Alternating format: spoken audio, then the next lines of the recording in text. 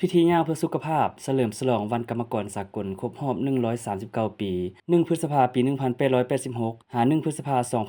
2025จัดขึ้นในวันที่1พฤษภาคม2025อยู่สวนประตูไซนครหลวงจันทน์โดยมีท่านสอนไซศรีพันดรนายกรัฐมนตรีท่านศิรวงศ์คุดไพฑูรย์ประธานศูนย์กลางแนวลาวสร้างชาติมีบรรดารัฐมนตรีรองรัฐมนตรีประธานรองประธานสหพันธ์กรรมบาลกระทรวงองค์การนครหลวงจันทน์ผู้ตั้งหน้าเจ้าองค์การจัดตั้งสากลประจำลาวพนักงานรัฐกรสมาชิกกรรมบาลกรรมกรผู้ออกแรงงานและมวลชนชาวนครหลวงจันทน์เข้าร่วมโอกาสนี้ท่านเล็ดไสยพรประธานคณะบริหารงานศูนย์กลางสหพันธ์กรรมบาลลาวได้ยกให้เห็นว่าประวัติแห่งการเติบใหญ่ของวันกรรมกรสากลครบรอบ139 ปีซึ่งเป็นวันที่มีความหมายความสำคัญสำหรับชนชั้นกรรมกรและชาวผู้ออกแรงงานในทั่วโลกพร้อมนี้ท่านยังได้ตั้งหน้าคณะบริหารงานศูนย์กลางสหพันธ์กรรมบาลลาวเรียกร้องมายังการจัดตั้งพรรครัฐการจัดตั้งกรรมบาลแต่ละขั้นหัวหน้าแรงงานและสังคมจงเพิ่มทวีความรับผิดชอบของตนต่อกับการศึกษาอบรมช่วยเหลือก่อสร้างและพัฒนาชนชั้นกรรมกรลาวผู้ออกแรงงานลาว